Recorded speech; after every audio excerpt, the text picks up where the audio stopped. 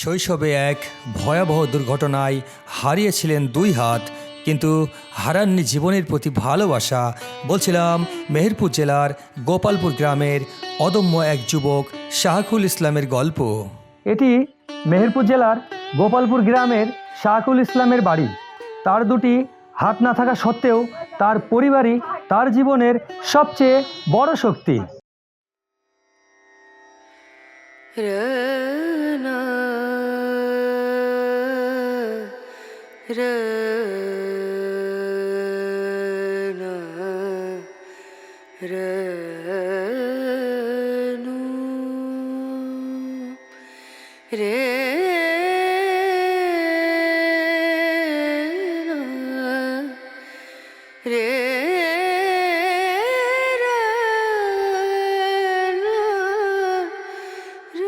প্রতিবেশীরা ভিক্ষাবৃত্তি করার পরামর্শ দিলেও কাউকে তোয়াক্কা না করে কঠোর পরিশ্রমের মধ্য দিয়ে ছাগল পালন করে তিনি গড়ে তুলেছেন তাদের জন্য একটি স্বাবলম্বী জীবন।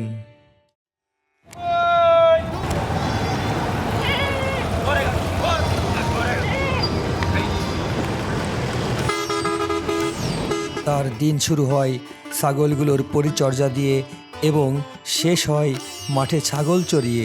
শাহকুলের প্রতিটি পদক্ষেপ যেন জীবনের প্রতি তার অটল বিশ্বাসের প্রতীক।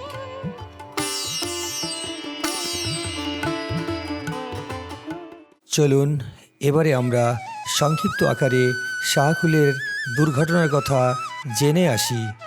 2001 সালে মাত্র 8 বছর বয়সে বন্ধুদের সাথে খেলার ছলে বৈদ্যুতিক খুঁটিতে উঠে ভয়াবহ দুর্ঘটনার শিকার হন শাহকুল ইসলাম। দুই হাত হারানোর পর জীবনের প্রতি তার বিশ্বাসই ছিল তার প্রধান শক্তি। তখন ছোটোকাল, তখন 9-10 বছর বয়স। তখন এই মাঠে আমরা বন্ধুরা মিলি সব ছাগল নিয়ে এলাম মাঠে নিয়ে এসে এই লাইনটা মানে এই কারেন্টের লাইনটা নতুন দিল। তো এসে ছেলিপিলি বলে কে পারে সেই থামবাড়িটি তারে হাত দিতে হবে। তো একে একে সবাই উঠি তারে হাত দিয়েছে। পরে লাস্টে আমি যখন উঠেছি তখন তারে হাত দেওয়ার পরে আমাকে ধরার পরে কারেন্টে পড়ে যাওয়ার পরে আমাকে হেসি ওপর থেকে ফেলে দেওয়ার পরে তখন এইখান থেকে মেহেরপুর সদর হাসপাতালে নিয়ে গেল।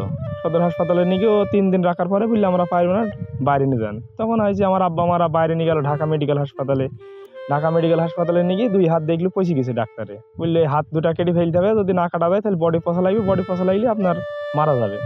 তখন বললো ডাক্তারদের, বললো আব্বা মাঝে যেটা ভালো হয় সেটা করেন। তারপরে 2টা হাত কেটে ফেলেছে। যে ওই সময় নতুন লাইন যায় বিদ্যুতের মাঠের মাঝখান দিয়ে। পরে ওরা চ্যালেঞ্জ করে যে ওই তার যে আগে শুয়ে আসতে পারবি সে প্রথম হবে। বাবার দেওয়া 5টি ছাগল নিয়ে শুরু হওয়া এই যাত্রা আজ অনেক বড় হয়েছে। শাহকুল এখান থেকে তার মেয়েদের পড়াশোনা চালিয়ে যাচ্ছেন এবং সমাজে একজন উদাহরণ হয়ে উঠেছেন। শাহকুলের গল্প আমাদের শেখায় ইচ্ছাশক্তি আর কঠোর পরিশ্রম জীবনের সব বাধা অতিক্রম করতে পারে। শাহকুলের মতো মানুষ সমাজের সত্যিকারের নায়ক। প্রিয় বন্ধুরা, ভিডিওটি ভালো লাগলে চ্যানেলটি সাবস্ক্রাইব করে সঙ্গে থাকবার জন্য বিনীত অনুরোধ রইল। আল্লাহ হাফেজ।